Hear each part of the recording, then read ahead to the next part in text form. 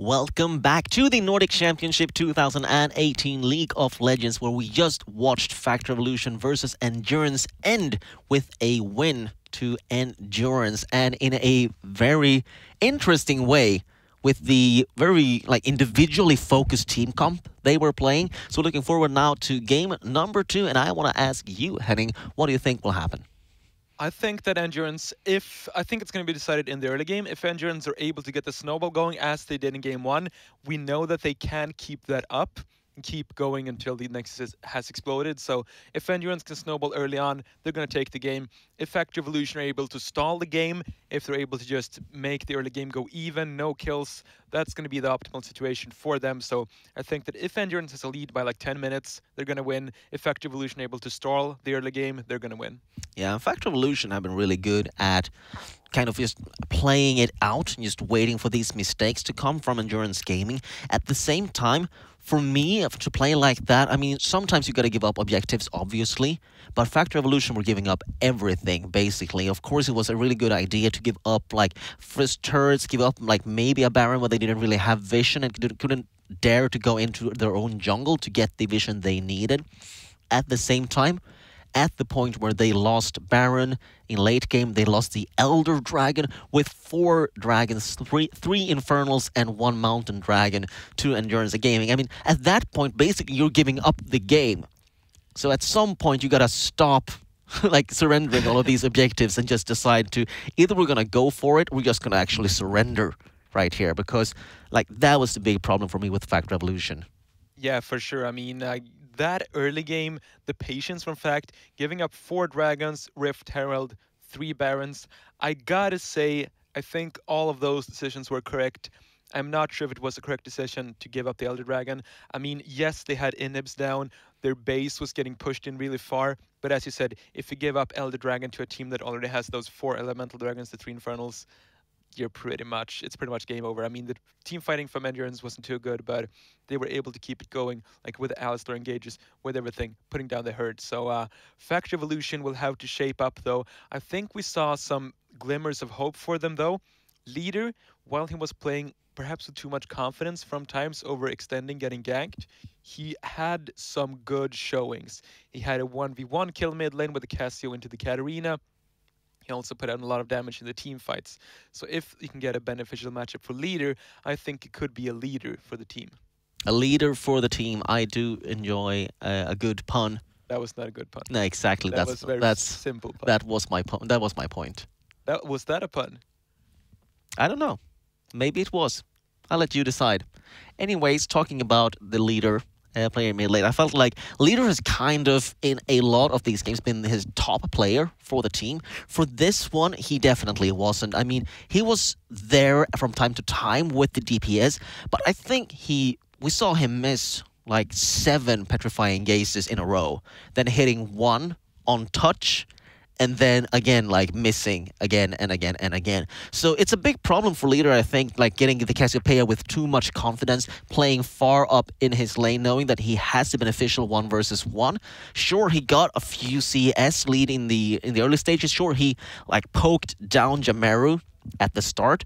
But then, I mean, even sacrificing actually Jamaru's solo gold, the rest of the team was there. They fed Heku instead of feeding Jamaru, and they fed him because leader was always so overconfident. Always felt like, yeah, this time I'm going to hit my ultimate. And then again and again and again, you're just being outplayed. So if leader can just accept that he's up against much stronger players than he normally plays against, probably, and he can just accept that maybe it's not his point to be that main carry, but instead rather take the secondary carry command, giving more away to Sandia, who actually did a much better job in this game than we've seen him do in many games earlier in this tournament. I truly believe that Factor Evolution will have a comeback, will take this to 1-1, and even might win this series, which is something they definitely want to do. Yeah, they are playing for the semi-final spot right here. It's such a close race for those 4 spots in the semi-finals, which will mean a lot of money, which will mean the opportunity to go into the finals where you would qualify for the European Cup and get to come here to Stockholm and play League of Legends. That's not the worst thing in the world. So I'd love to see Factor Evolution sharp up, get that going. And speaking of Sharp, I think that he had a good game on the Olaf here in the first one. He was not able to keep up with Heku in the early game. In the Olaf versus Cossacks, but you're not really expecting to do that. With the Olaf, who was recently buffed, you're really looking to just get those ganks in when you have Predator off cooldown, and just farm up, and then in the late game become this huge team fighting monster that nothing can stop. And I think he did such a great job in these team fights. He was unstoppable onto the back line. Asitor on the Caitlyn had to be so scared of this Olaf, using the Ragnarok, getting on top of him. I think the Olaf, especially with the recent buffs, is still a great pick in the jungle. So definitely enjoyed Sharp's game, and I want to see him maybe going to the Olaf again. Yeah, Sharp showing up on the Olaf and really with the buffs as well. Like, it fits his playstyle perfectly. Still Sharp being this very good jungler. I gotta say that Heku was just slightly above him. It's easy to say that because Heku was so fed in this game, and I'm not really talking about that because, of course, as soon as you start snowballing on a Kha'Zix, you're gonna pick up some more kills. And it was a team effort with Heku just collecting up the gold, getting the last hit over and over again on the champions of Fact Revolution. But looking at Heku, just where he was on the map, his patience, his ward control, just being aware of the wards from Fact Revolution as well, that's what gave him this lead. And that's hopefully what will give him a lead in the second game as well, if he plays as well as he did in the first game. Sharp, on the other hand, was not quite there when it comes to the map control in the early stage. And of course, you don't expect him to be with the Olaf pick. But at the same time, like when it mattered, when they come to the team fight, like that's where he really shaped up. And that's where he showed his true colors. So these two junglers very evenly matched, just like in different points of the game. Exactly. I think Sharp was a stronger team fighting jungler, and Heku had a stronger early game. Of course, thus had to do with the picks as well. So we'll see if that changes up with different picks in the next game. Speaking of the next game, it's going to take a small while because we have some technical difficulties, but that also means that it's going to be more time with the camera on us two. And that is something we enjoy. That is something I think the viewers enjoy in particular. Yeah, right. The viewers, that's what I was talking about. Like we and like the collective we like with the viewers. Community that is around us. No, but I'm always happy to talk to you on camera.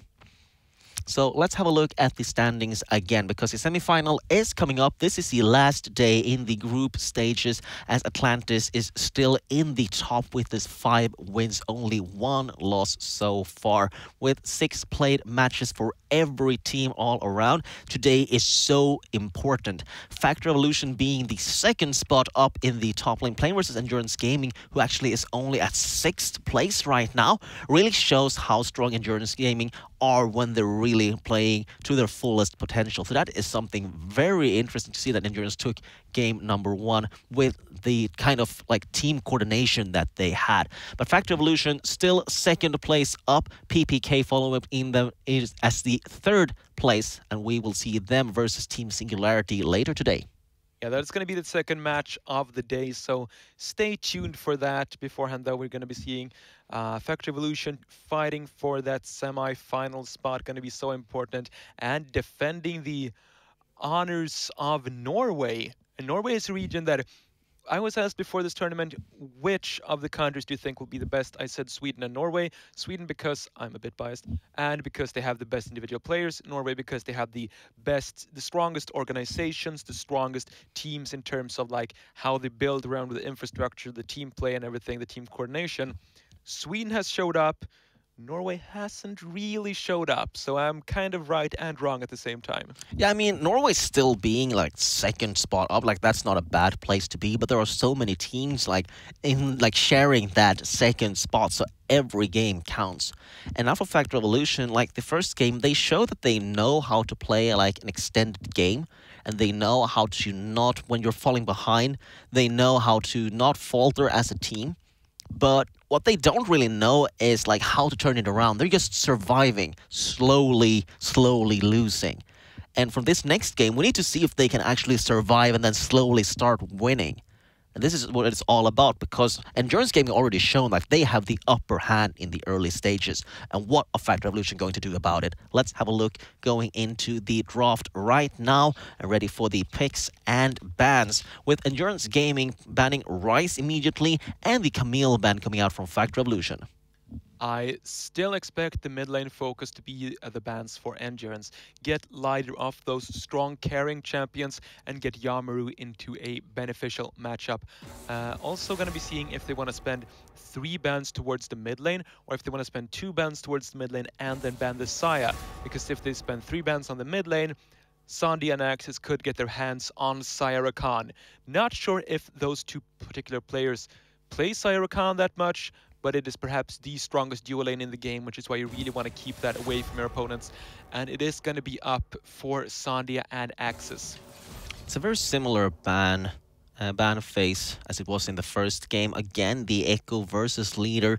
Those are 3 bans against Leader. So Endurance Gaming knows what's up. Leader has really been this top player for Factor Evolution. We were talking a lot about him not quite showing his true colors in game 1, but just looking at the bans, you know why he wasn't able to, because the Cassiopeia might not have been his first choice of champion. Now we see another big focus. It's Azitor on the Caitlyn. A lot of focus on the bottom lane, as Azitor needs to have that long-range carry just to poke the turrets. It's so important for Endurance Gaming to have it.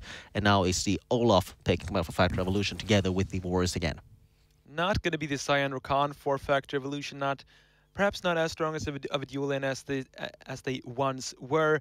And Varus is, of course, a great champion up against the Caitlyn. Would like to see Slemp just get on a safe top lane tank once more. Something like a Scion, something like a Cho'Gath, and just try and stay alive versus non-disco, and then save support in mid lane and trying to get counter picks in those roles. That would be the strategy that I would go for if I was Factor Evolution. With Alistar getting locked in, though, you could go for something like a Tahm Kench if you want to deny that Alistar engage. This is almost a mirror right now from game 1 with the Alistar and Caitlyn combination versus the Warriors and the Olaf from Factor Revolution. But Kha'Zix is banned this time around, so Heiko will not have it open for him. And this is a jungler that we have not seen as much lately. It's the Lee Sin for Heiko. So when you can't go Kha'Zix, you want to still have this big early game jungler.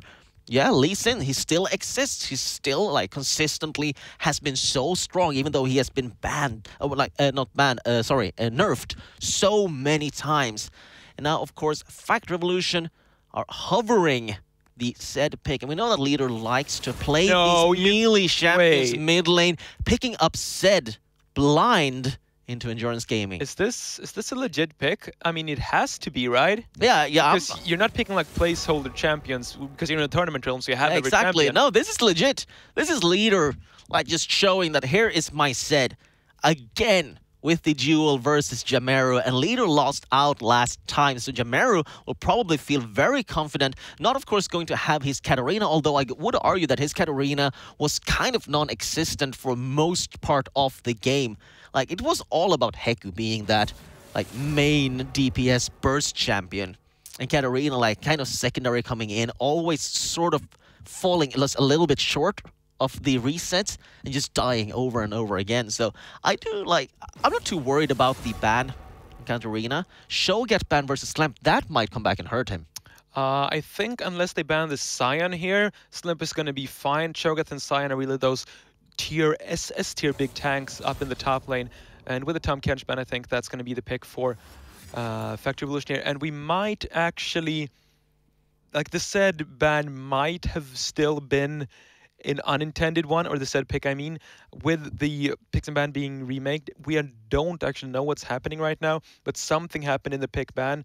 We're not sure if we're going to be seeing it remade immediately, and I suspect we're going to be seeing it with the same picks and bans unless something was a missed.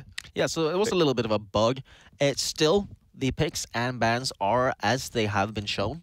So it's still going to be the said mid lane, of course, because if that had been a mistake, then that would have been where the remake would have come in. So it's still Leader with the said, a very strange mid lane choice, especially going in blind with it.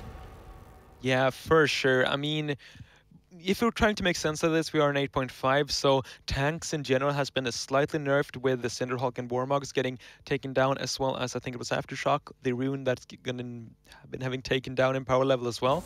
Less tanks on the map means more squishy targets for a Zed to pick off, but I still think it's such a weird pickup, especially when you're blind into the mid lane. So let's ask ourselves, what could Yamaru pick against this? He's been playing the mid lane Karma beforehand, and just a safe mid laner that can wave clear and stay alive versus the Zed is going to be a great choice, I think. Also, similar champions would be like Talia or Oriana, can just stay alive, clear the waves, push in the Zed, and then go to roam and have lane priority over the Zed. However, I mean, almost whichever champion you go for, there is going to be solo kill potential for the Zed, especially when the mid laner playing it is so good as Lighter. Yeah, absolutely. I mean, Leader is really a strong mid laner, so he got that. He is absolutely, like, mechanically very skilled. But at the same time, I mean, Jamaru is not falling behind by that much. Heku as well focused so much on the mid lane. So if Leader shows the same kind of confidence he had last game on the Cassiopeia, where he kind of fell short always, then again on the Zed, picking it up like this, showing again how much confidence he has in himself. I do love confidence, but overconfidence will always come back to punish you. It will for sure. Looking towards the pick and bans here, once again, I would love to see the Scion here for Slemp, the big S tier tank still open, and it would deny the mid lane Scion potential for Yamaru. Getting a big tank with wave clear in the mid lane is pretty much Zed's worst nightmare. You're going to get the waves pushed over and over, and you won't have kill pressure on your opponent, and that's going to be Zed's worst nightmare. So I love the Scion here. Going to be seeing, looking towards non-disco here, Kled is open. Camille and Fiora are banned out, but other than that, all the carry top laners are open, and we might be seeing the Illaoi for non-disco. I'm going to look forward to this so much. I think it's going to be a Kleptomancer Illaoi. I think that is the strongest choice on 8.5. That is going to be a really interesting top lane matchup with a carry into a tank, and that is the mid lane Karma coming into kind of soft counter. The Zed is going to try to shut him down with the teleport as the summoner spell. Not sure if he's going to be changing that out to an exhaust. So really interesting team comes for both of these teams, with Zed and Illaoi coming in as the big standout picks. Yeah, absolutely. nDurance Gaming with the opportunity to counterpick both top lane and mid lane, and also with a team like nDurance Gaming being very heavy in the early stages, having the sort of skilled 1 versus 1, 2 versus 1 lanes. Like, this is very interesting for Factor Evolution to give them the 2 counterpick opportunities. And of course, Karma coming up as the soft counter towards the Zed has the ability to push him, going with the exhaust to be able to survive the all-in. And also we have seen how much Heku focuses Leader in mid lane. So Zed, of course, has the Living Shadow, is able to dodge if he keeps it on cooldown. But Leader is the kind of player who wants to use it, just be aggressive. And this is something we could absolutely see punished. Down bottom lane, it's a mirror from last game. It's again Sonya and Axis versus Azitor and Touch. Caitlyn, Alistar versus Varus and Braum, with no real clear winner, really, apart from the fact that Touch really loves to roam with his Alistar and actually makes it work. Yeah, for sure. Got those mobility boots on his first recall, then went for the roams. Didn't pan out too well for him. I mean, he got some pressure on the other lanes, but didn't make too many things happen. While actually Azitor, in what should be a beneficial matchup with the Caitlyn versus the Varus early on, wasn't able to put down the hurt too much. And I think that Sandia's item build in the first game was really smart in this matchup. Went for Doran's shield into cloth armor on the first recall. Just stay safe. I mean, it's not the most fun playstyle, but as the Varus, you really want to scale up to that completed Rage Blade, and then once you have that in your inventory, that's when you're going to be starting to put out the damage. Yeah, I think almost won the 1 versus 1 actually with Azitor, but he kind of got interrupted with Touch just arriving at the right time to save Azitor, as he had to use both Flash and Heal, I believe. But at the same time, like, that is the difference between these 2 supports. Like, Axis kind of reactive, Touch being very proactive, roaming a lot, and Azitor sort of like a safe ADC, just being able to farm up the lane and staying healthy throughout the game. But my big question is the mid lane, really, for this one. It is the solo lanes for sure. I mean, it's going to be up to kill pressure for non-disco and for Leader in those respective 1v1 situations. I mean, I'm just interested to see what Yamaru is going to be going for here. No stopwatch in his inventory. Will he rush quickly towards like a Seeker's Arm Guard, maybe even into the Zhonya's Hourglass? Or will he stay with a more of a standard build? We know he built Athene's Unholy Grail, I believe, earlier on in the tournament on this Karma. So let's keep an eye out for the items in the mid lane. Yeah, Jamero has been showing that his karma is a force to be reckoned with, an interesting champion as it's often used to kind of like poke a little bit before fights, then you get a few attacks off when the team fight starts, and you're sort of just depending on your ADC to be the main DPS champion, as the karma does not quite have that when it comes to the team fights, at least. And Asator, I feel like he is the kind of AD carry that benefits a lot from this, as he plays kind of safe. His DPS is a lot back from the backline, not really going in for any big plays. It's not like the kind of double lift AD carry who likes to go for these big 1 versus 1. Depends a lot on his support. And that is Heku just like shamefully walking up to the red buff. Wow. So yeah, Heku was spotted on a ward, and Sharp immediately goes in to steal the red buff on the blue side as well. Actually, not going to go for it, as Leader is being pushed in, so maybe he's hesitating a little bit, but no, he's actually gonna stick around. Yeah, I mean, getting those early wards down for Yamaru and Heko, they were spotted when they went for the ward on the enemy red, and pretty much as soon as that ward comes down, Fact Evolution knows, okay, you're looking to trade the top side of the map for the bottom side, you're gonna try and get my red, and then Sharp can do the same thing on the bottom side. Still think this is an intelligent choice for Heku, because the Olaf really wants to go low early on in the jungle to clear faster with his passive, of course, giving him additional attack speed. And how do you abuse a jungler that wants to get low HP early on in the jungle? You force him to jungle in the less safe part of the jungle. I mean, in the bottom side towards where the enemy bot lane and mid lane can go for some quick roams. So do like that choice for Heku, but didn't end up mattering too much. Oh, like it's still very equal. Sharp actually being 1 camp up in comparison to Heiko, and expect Heiko to start ganking soon. Of course, this time around, Leader is on a much more mobile champion, much harder to gank in the main lane, so you're really gonna have to bait him. Jamero with the exhaust might be able to do it, but at the same time, I expect Leader to be much more careful this time around. And if we're taking a bit of a more look towards what the team comps wants to do, oh, we might not get to do that though. Duel in the 1 river. versus 1 with Heku, but Sharp has the more follow-up damage with the exhaust though. That's the first blood, as Jamero is the first one to recognize that it's a fight next to the mid lane. And Leader kind of not being able to contribute, sacrificing his jungler. So Sharp in a bad spot now, losing the double buff, giving him away to Jamero. Not a good start for him. Actually, not double buff, but here comes the flash in with the ignite, and Jamero not going to survive it, having the shield on cooldown, and Leader picking up the solo kill with the flash ignite in mid lane. Jamero not respecting the burst from Zed. Leader taking revenge for his jungler there. And I've got to say, this Zed is like the Katarina champion that wants to snowball and then get the roams down, and the snowball has officially been started for Leader. Yamaru not using the flash. Not sure if he could have flashed earlier to get away from that. Oh, Asator. Flash in bottom lane together with the exhaust. A great knock-up though. And with the ignite means it's Touch who gives away his life. And Sonya 1 versus 2 now tries to get the counter kill on Asator. Not going to be able to with the heal used. And Asator and Touch still both with flash up. They had Sharp coming in with the Predator boots on, but they just went in for it that too early. Didn't burn Flash on either Touch or Asator while using all 4 summoners on their own. That does not only mean that you're going to be down by this point in the lane, but that means that return ganks are going to be so beneficial. Oh, the combination.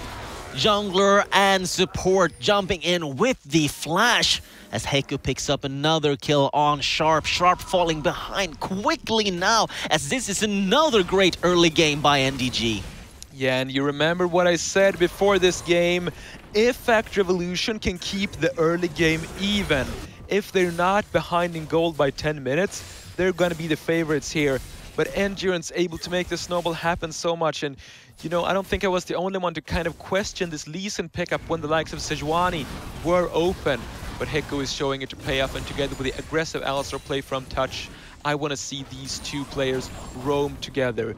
Heku and Touch together on the map. Moby Boots on Touch. Flash available on Heku. This is the dynamic duo that is going to take down Leader in mid lane. Will they be able to do it though? I'm not sure. Sharp Checking the bushes with the underthrow. Is going to poke a little bit on Heku. Will stay safe. Heku just gets a little bit of poke off. Leader not in a position where he can help versus both Touch and Heku going into the jungle of Sharp. And again, Esther very happy solo bottom lane. No response at all from Factor Evolution, knowing that Azador is alone, spotting Touch on the map, still not daring to go for a fight. Yeah, for sure. I mean, you definitely have the potential to punish the Caitlyn, but look at the item difference. BF Sword versus Double Dagger. Azador, I don't think he could have 1v2'd Sandia and Axis, but I don't think he could have been under too much pressure. nDisco, though, might have overcommitted. Does have ultimate available. nDisco flashing away from the Sion ultimate, might be able to use his own, turning back 1v2 again, but he will be knocked up in the air, being CS'd a little bit. But look at the damage as Sharp has fallen behind. Illaoi just so strong in a 1 versus 2 situation. Doesn't really have to worry about it at all. Even though the mana was low, it was enough to force both Sharp and Slamp away. So this is Heku now, spotting Sharp up top lane, going immediately for the dragon. This time though, it's the Ocean Dragon. Not going to be the same situation as last game with the triple Infernal. Leader going up top lane. And this time must be a kill, and nDisco gets some damage off before Leader gets the solo kill. So a big kill now for Factor Evolution, as Leader is not looking the same as he did in the first game. Leader is the saving grace for Fact right now. He's been able to start the snowball right now by 8 minutes, but he needs to keep that up. And that very duel that we just saw, Leader versus nDisco in the 1 versus 1, I think that's what's going to decide this game. I think that when we go later on, we're going to be seeing a Factor Evolution that wants to split push with Leader, and an NDG that wants to split push with nDisco, and the Zed versus Illaoi off in the side lane. Boy, am I looking forward to see the nDisco and Leader going toe-to-toe in that 1v1. Yeah, I mean, both of them are players who don't back away from a challenge. There's something I expect to see, as Jamaru will not be able to handle the Zed alone. Even with the exhaust, Jamaru is with the Karma, is the team fight champion, rather than Zed wanting to go for the split pushes instead. So I'm looking forward to seeing nDisco on the Illaoi. No flashes down bottom lane still. It's a good timing from Heku. Tries to get some pressure off as Sandia and Axis are just about to get their flashes back again. That means the recall by Heku not spotted, so Sandia and Axis still playing a little bit careful. Will allow Touch to go for another roam, going towards mid lane. Leader expecting this, knowing that there was recalls down bottom lane, will not be caught out, especially with Jamaru pushing forward. I think Leader knows that something is up. Now spotting Heku on the ward, going back into mid lane again, actually goes for it, avoiding the knock-up and flashing away from the fight, and finally dodging the Sonic Wave from Heku. So Leader showing off some mechanical skills, knowing exactly what's up. Is this going to be the bot lane roam, though, from Jamaru, Touch, and Heku? The ward was put down by Axis, so they do know what's up and can back off in time, so... nDurance, this is a stylistic choice for them. When you're playing a team comp where you have one player that's behind and the rest are doing well, as they are right now. Oh, nDisco gets stunned on the tower. Oh, nDisco stun and the ultimate follow-up! Completely outplayed 1 versus 1 by Slamp, but the gank in the mid lane picks up Leader at the same time. Leader finally got out of position. So much patience from NDG's mid lane, but such a mess up top lane with nDisco going in for a very cheeky dive, just for the poke, sort of, I guess, on Slamp, and Slamp completely demolishing him under the turret. Yeah, you cannot greed under the tower versus the Sion. He will punish you for sure. Even if you're a strong Illaoi, that's not going to be possible. But what I was going to mention is the stylistic choice that NDG has made here, because I am generally of the opinion that if you have 4 people doing well, and then you have like a tank armor building Karma that's not doing so well in the mid lane, I say leave that Karma on an island, snowball the rest 4 of you. Speaking of snowballing though, Yeah, Heku wants to snowball on Sharp. Sharp turning back now with help from Axis, going for a Heku. Heku has no way to get away from that Glacial Fissure. Knocks up and gets killed. 4 men now chasing down Touch. One more auto attack will be enough to stun him with concussive blows, but the auto attack does not find the target, and Touch gets away. Yes, I was going to say, and as we saw there, the focus of NG has not been to give up Yammer and snowball the side lanes. It's been to gank for Yammer, to try and shut down Lighter. Has been doing kind of okay with it so far with Touch and Heku, but I'm not sure if this is the proper choice, and I think this could come back to bite them later. Jamero in mid lane, ultimate on him will be enough for a solo kill for Leader, as Leader this time is the one dominating mid lane. Yeah, 4-1 with a blind pick, said. Slemp going toe-to-toe here with nDisco, though Leap of Faith is available, and that's not a situation where you want to fight the Illaoi. The ideal for Slemp here would be to bait Leap of Faith and then go for the 1v1. Another gank mid lane. Heku picks up the solo kill. 3-1-1. This is something we've seen before with Heku being the main carry for NDG's early game. Flash up top lane by nDisco as nDisco tried to go for another 1 versus 1. Now losing it out.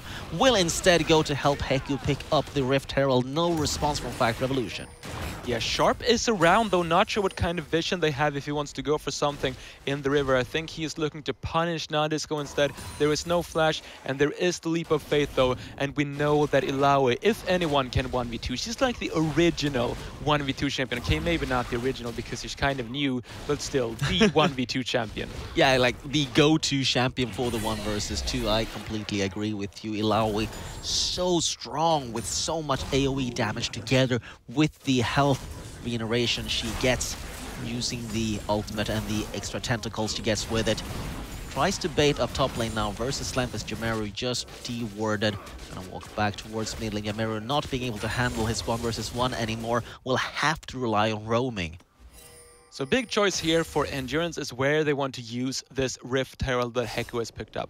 Leader on the set is not going to be a champion who can wave clear mid lane so easily, so if there's a big wave, whoa! Solo kill for nDisco up top lane versus Slamp, as Slamp now got a little bit too confident and went a little bit too far. The poke from nDisco has been brutal up top lane, but I did not expect Slamp to die actually in 1 versus 1. Yeah, Slemp has been looking pretty solid so far, just staying safe under his own tower, but nDisco showing who's boss up in the top lane. Of course, have been having some great games so far in the tournament. Perhaps the MVP of NDG. 4-man top bottom lane, though. The huge Glacial Fissure bottom lane, 3 versus 3. Catching Sandhya out of position, chasing him down with the Sonic Waves, with the jumps, and now unstoppable. Olaf goes in together with the set, chasing down Heku. Heku's still alive. And a good positioning from nDurance will allow them to stay alive in this fight, picking up the kill on Sandhya, only giving up Azitor. So it's the ADC for ADC. nDurance Gaming still up a few, 1.5k gold, giving nDisco the top lane for free, going to get some more damage off on that turret. Bit of a weird decision to go for a 4-man fight in the bottom side when you have TP disadvantage. Slamp had TP while nDisco did not. But still, that fight, perhaps not the best execution from Fact Revolution, led to the fight going in the favor of nDurance because, yes, it was 1v1, but nDisco was able to stay topside, get the tower. Actually, first blood tower getting mid lane, though, so that is pretty big for Fact. That is very big for a fact, as nDisco sort of was hesitating up top lane versus Slamp, did not really dare to use all of the abilities on the turret. If Slamp decided to go for an all-in under it, but that allows Fact Revolution to get first tower blood and very much needed global gold. Absolutely, and not sure what Fact are looking to do with Lighter right now. Mid lane tower has gone down. He is roaming towards the top side. Not sure if it's been seen by nDisco, but this could be it. He fails W over the wall. nDisco has the ultimate, is going to use it, but look at the damage coming out of Leader. And Slamp just barely surviving it is enough still to get the kill on nDisco, surviving himself, putting down some more pressure up top lane as Leader is the MVP of Fact Revolution. Heku down bottom lane, going for the turret dive. Ace in the hole is going to allow Azure to contribute to the fight. As Heku even goes further, goes in onto the main target of Sandia. Still gonna chase Axis down under the turret. Axis flashing away, going towards the relative safety of his jungler as Sharp now chasing down Heku, flashing forward, and with the shutdown picking him up. Touch does not have his ultimate, does not have the cooldowns available, but Sharp still falling short as Azure just rejoins the fight, and with a fantastic Peacemaker finishes the job and picks up the kill on Sharp. Wow, what a interesting turn of events there. nDurance really needs to keep this going, getting that bottom lane tower. And I mean, this is a game where I would not say that the laning phase should go on for a long time. I think this is a game where lane swap should come in relatively early, because you have that Illaoi and the Zed who wants to sit off in side lanes, and with a relative lack of wave clear, you can easily take down the towers here. And so far, Light has been running it in mid lane, nandisco's running it in top lane. I'm not sure if these are the proper choices. I'm not sure if nDurance and Factory Evolution are actually thinking about these lane assignments, because Zed is not the champion that you just wants to sit in mid lane. You want to give him a long lane off towards the side where he can abuse a potential 1v1 advantage. But again, Sandia is sitting down bottom lane with Leader running it to the mid lane. Actually, it looks like he might be going bottom now. But that might mean that they lose mid lane damage, because Astor is already down the tower. Gang on nandisco. nandisco again going to use the ultimate. Look at the health regeneration coming out together with Touch as well. Focusing down on Slam, catching him off guard. Did not expect Touch to show up, and Slam with a little bit of damage, extra damage from his passive will not be enough to catch nandisco. So nandisco now still strong up top lane. 1v1 with Slam now. 1v1 with Sharp now as Slam went down, and Leader not being able to catch anything. Sandia almost going down 1v1 with Heku as Heku goes in under the turret. Auto attack would have been enough. Heku goes in again with the concussive blows off. No problem at all for him to pick up another kill on Axis, and nDurance all over the map, just winning fight after fight, getting the turrets as Leader has been mainly avoided. Went down bottom lane, found nothing, getting the turret just as mid-tier 2 turret goes down. And not even getting the turret! nandisco saves bottom lane turret!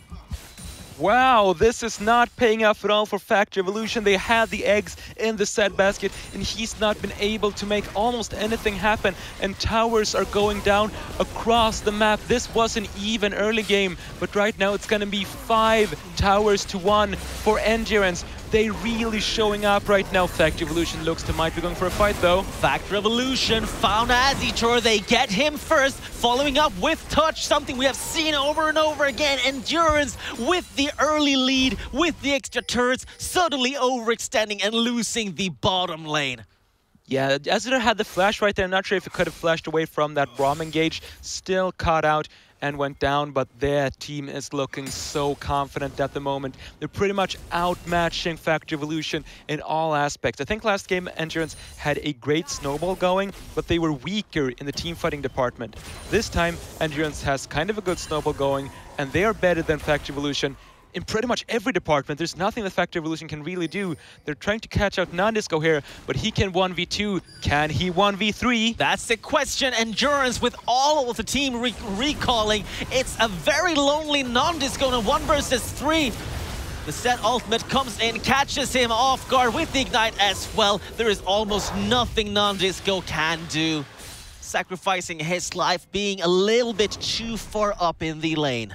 Bramblevest is an absolutely huge pickup for Slemp here. I think that's what made nandisco not go for the 1v3, not use that leap of faith. Shutting down the healing from Illaoi is really the big thing. When you're ganking like that in that situation, the healing is really what's allows her to go for these like 1v2, 1v3 situations, and with both Ignite and Bramblevest, there's not a lot you can do as an Illaoi. So good item pickup for Slemp, really realizing what he has to do. But speaking of item pickup, something that we have not touched on is that it's a pure AD team for Factory Evolution. Sure, you've got a bit of magic damage on the Scion and an on-hit AD carry in Varus, but if nDurance picks up Ninja Tabai, which they've done on 4 members, and if they pick up more armor, it's going to be really hard for Fact to do a lot. Fact Revolution gonna have to struggle a little bit. Oh! Touch coming in with the perfect timing, interrupting the teleport of Slamp, and Slamp goes up instead with the unstoppable force. Will try to run away from this situation. Baron might be what they're looking for right now with 4 people in the bottom lane, but just not dare to go for it, which is probably a wise choice. And Slamp gets away! Wow. Oh, look at this, a response from Fact Revolution. Again, nDisco caught out of position. Again, it's leader in the 1 versus 1. And oh, Heku tries to jump over the wall, jumps straight into Sharp instead. Still fighting it out though, being very confident, but maybe too confident as he's very low right now. Leader instead now have to walk away. Oh! The explosive plant, and he gets out. Azidor was not in position. Corruptive Shane now onto him together with Sharp. That is a quick work with the ADC. Jamaru not in any position to help him at all. Touch waiting for the cooldown. Gets a knock up on Sandia, but has to survive just a slightly bit longer before he goes down as well, leaving the Baron open for Fact Revolution. 22 minutes in. Look at Heku now. He has the potential to steal. Smite is available for this Lee Sin. He has so much mobility to get in the pit. He does not have the vision, but he could be looking for the steal right now. He goes in, but 1 versus 2 with Leader, who is so heavy, so strong with that burst together with the Braum, the concussive blow. So just too much for Heku to handle. Not getting close to the Baron. That is a Baron in the hands of Fact Revolution. 22 minutes in, and they are now tied in the goal with the banner of command available as well for Slamp. Yeah, this is going to be a banner Baron siege, and I'd love to see them make a 4-1 right now. Throw Leader off in the side lane. I would have thought that nDisco could go 1-1 with him, but Leader showed that he cannot. He's going to be winning out in the duel of the split pushers with nDisco, and that's exactly what they're doing. Leader top lane, 4 people mid lane with the banner minion. This is going to be so hard for nDurance to respond to. They do not have any minion dematerializers. They do not have any way of shutting this Baron minion down. Towers will be lost. Touch going in for the engage instead. It's a 4 versus 4. Can they handle it? Unbreakable will save the backline. Going instead for the tanks with Touch in the front line. Heku as well going down first. Jamaru not in any position to take the long draw. Ilau is coming in. Now instead it's Slamp. Here comes nDisco. Will he be the one to turn it around? He had the teleport available. Walked into the fight. Gets axes. Turning back as Slamp just lost his passive and has gone down. And Leader was not quick enough to rejoin the fight. Still saves Sonya, still going for the push top lane, just as nDurance are quite not sure what to do with this. Oh, 2-2 replied here. Deathmark is on him. nDisco still tagging it up, but look at the damage! nDisco completely falters. Jamaru just not the correct champion to take this 2 versus 2 as Leader avoids everything. Sonya being chased down, finally might be caught out of position here as the stun hits him. Touch gets it together with Jamaru. Shut down on Sonya, but nDurance Gaming now, they're all over the map, and Fact Revolution just pushing in. Great decisions back to back from Fact Revolution right there. Took Baron buff off everyone except for Sharp and Leader. So getting 3 people down, and most importantly, delaying the Baron. Great engage from Touch in the mid lane. Not great in the sense that it was like the best mechanical execution that I've ever seen, but I think the decision was very smart. You're going to be losing top lane tower to Leader, but when he's up at top lane tier 1, he's so far away from the mid lane, so you can pretty much take that fight in whatever way you want and get that down. So even if Leader is huge, having so much gold on this set is not always going to be the most beneficial thing. Speaking of gold though, these teams are absolutely neck and neck. Such a close one. It's very close indeed, with a lot of the gold Fact Revolution in the hands of Leader. The roams are so important right now. Again, a big fight down bottom lane as Fact Revolution now going to focus on Azidor. A fantastic play by Leader. He is there on point. And now it's Sharp who goes down. Jamaru still alive, being the only DPS champion still there with the Sonyas. Will just survive for a few more seconds. Might allow the rest of his team to get away, but I am not quite sure. Touch avoiding the knockup, still being slowed down by Axis. Has to run away from this somehow, but there comes the extra follow-up together with with the Warriors as well. And now is the question, can nDurance go together with Illaoi! Look at the damage! nDurance looking for another one, going in again, getting knocked up, not enough! A great attempt, but not enough to do anything with the fact that Fact Revolution are now pushing in with the banner-empowered minion and getting the bottom lane turret together with the 4 kills on nDurance Gaming. Heku almost getting caught up by Leader, but this turret will be enough for Fact Revolution to feel happy with that fight. And you can see how hard of a time nDisco is having in these fights. You know that this does not come down to the player. nDisco played great team fights on the Sion, played great team fights on the Kled this Tuesday, but on the Illaoi he's not been able to make it work because of the way the champion works. He's gonna get kited, he's gonna get shut down by the Bramble Vest, by the Ignite, by the Exhaust coming in, shutting down the healing and the damage from the Illaoi. This Illaoi from nDisco needs to be off split pushing in a side lane. But when he's off split pushing in a side lane, Leader is so big that he's going to be able to 1v1 him on the Zed. So this is going to be so difficult to nDisco to find a place to be useful. With more armor, he maybe is going to be able to survive the 1v1 with Leader, but like he can't split push, you can't team fight. What are you supposed to do? It's a terrible situation right now for nDisco as the Dragon goes to Fact Revolution. And this is the first Dragon they have gotten in quite a while, with 2 Dragons already going to nDurance Gaming, as the early game was looking very strong for them, with the Lee Sin, of course, being that early game jungler. But this is again like the Fact Revolution nDurance story, where Fact Revolution are falling behind in the early game and then coming back mid and late. This time, though, they're not at all as far behind as they have been before. Instead, now they're up 2k gold on nDurance Gaming, still pushing. They got the Baron, and they are looking in such a much stronger team than they were looking in Game 1. Yeah, the more that I look at these team comps, the more I'm liking it for Fact Revolution. Look at the damage dealers from nDurance. It's going to be the Illaoi, the Karma, and the Caitlyn. But the Karma's got Ninja, Tabai, and then like Hourglass and support items. She's not going to be putting down a bunch of damage. Illaoi is going to be kited out, not going to be able to play in the team fights, so it's pretty much Acitor that's going to be the big damage dealer, who's pretty big on this Caitlyn. But then you're up against a Zed that's 12 and 2. He's going to be able to delete Acitor. Speaking of Zed and Acitor, look at the death mark and the follow-up. Almost didn't have to use it, as Leader just has enough with his abilities together with the auto attacks to get the job done. Acitor deleted, turret about to go down as Leader now being chased by Heku with the exhaust on him, though. That is enough to save Leader and get the kill on Heku, as Heku tries to go for a solo play that does not turn out well for him.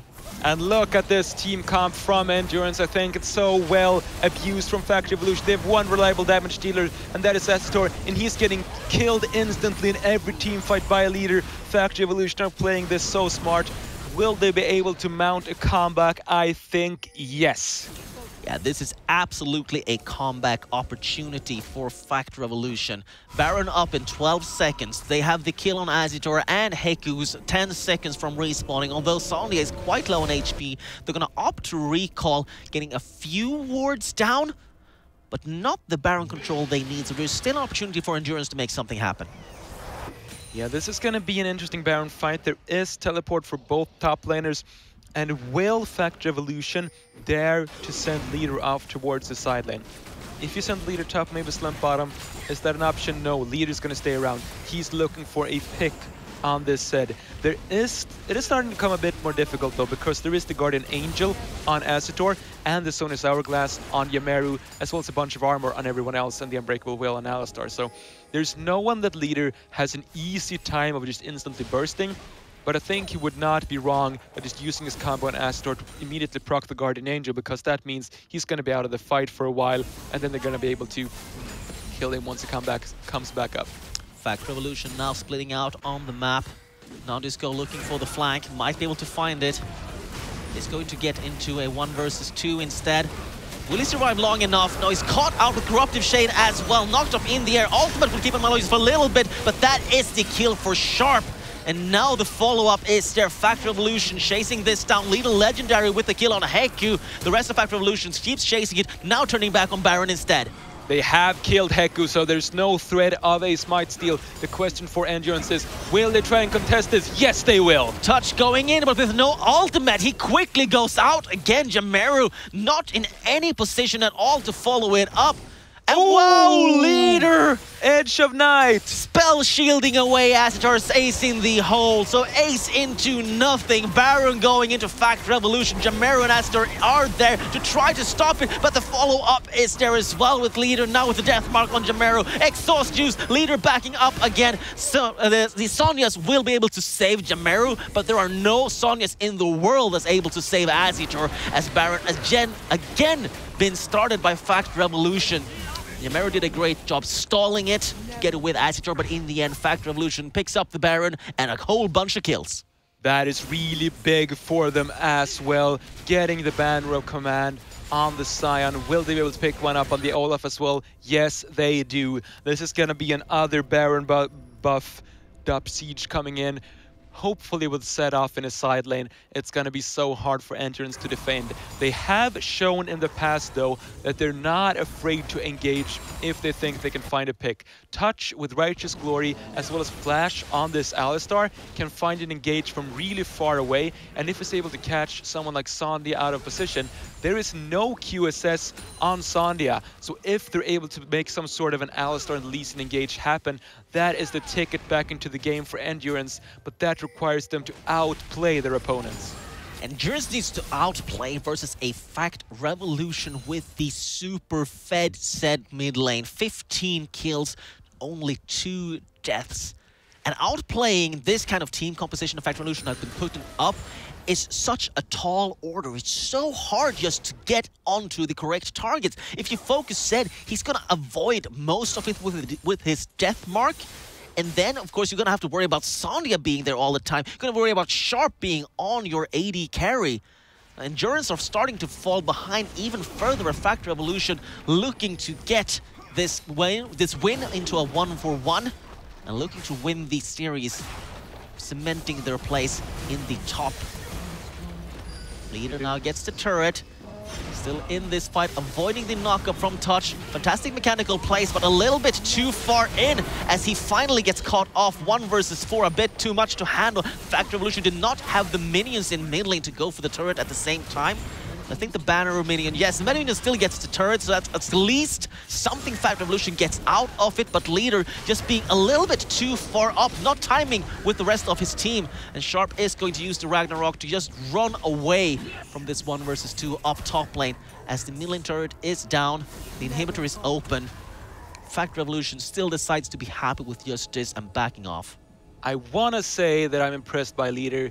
He's been playing well in so many of these games, but so many times he's also been making these weird decisions. Sacrificing his own life for the inhib tower right there is not worth it. Generally, like a death for the inhib tower is perfectly worth it, but because he died right there, his team, the rest of his team, could not keep the push up. If he just stays alive in the bottom lane, they're going to get inhib mid from just forcing this 1-3-1 situation.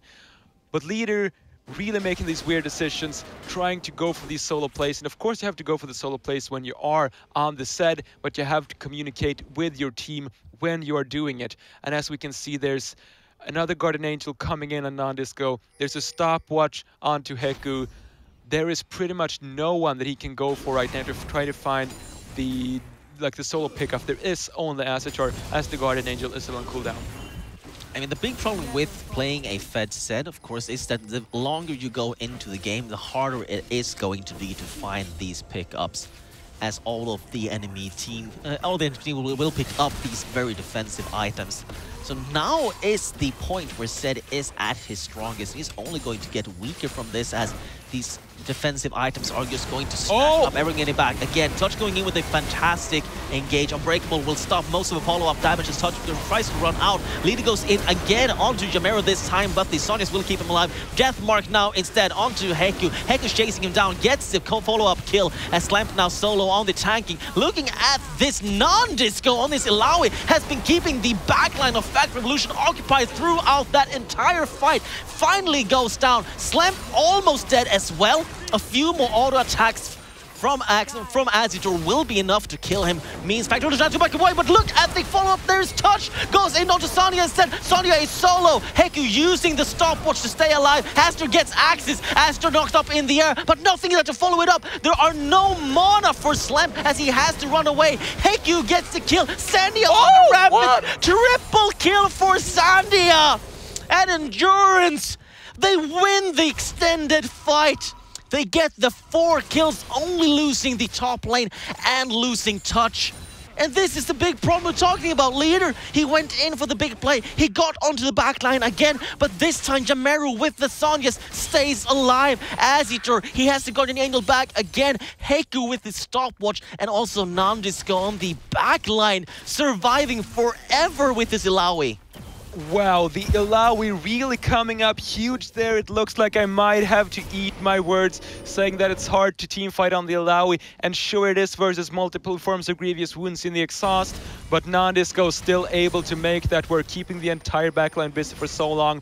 You also, of course, have to question the decision from Leader there to use a lot of his damage on towards Yamaru, who's got the Sonyas. I'm taking a quick look at the gold. There is about a 6k gold lead for Factor Evolution. More, like 6k of that is on Leader. If we don't look at the mid laners, it's completely neck and neck in the gold.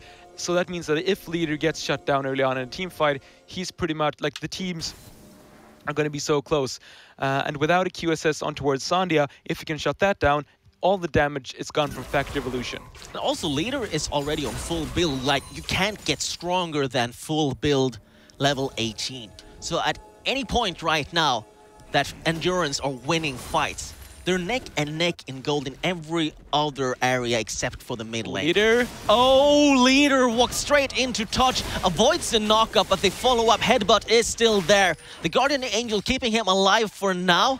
But the Guardian Angel is also on Azitor as Leader picks him up, but there is the follow-up again with Heku as Leader has been caught out overextending for the 5th time this game. Wow, not sure about those plays. I mean, if I'd have to say one player that's impressed me the most this game, I'd have to say Leader. And if you'd ask me which player has impressed me the least, I'd say Leader as well. Like, he's made the most big plays, but he also made the most mistakes. You know, some of these players that they're always like being the most important player in the sense that when you win, it's because of them. And when you lose, it's their fault. It's like, there are a lot of these players, and Leader definitely showing that this is so interesting. Oh, NDG is going for Baron. Fact is going for the inhib. Do they have minions to be able to end the game? They do not have any minions with them, so this is just going to be the inhib, not going to be the Nexus. Actually going to be 2 inhib. Double inhibitor.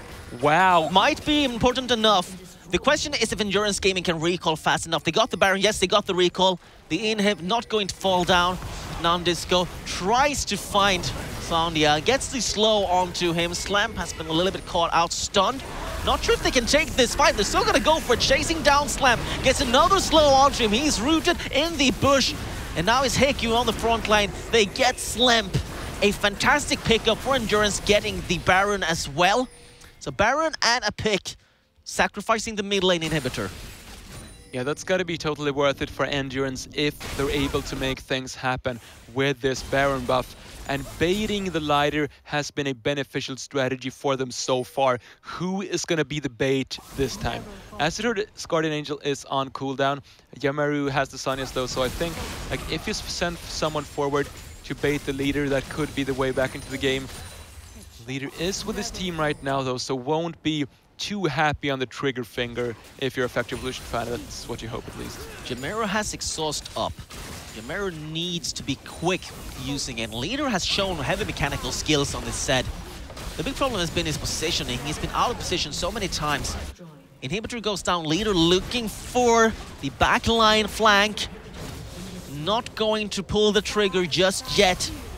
Does not dare to go into a 1 versus 5 again. Dragon just spawned. It's the Elder Dragon. This is an important one.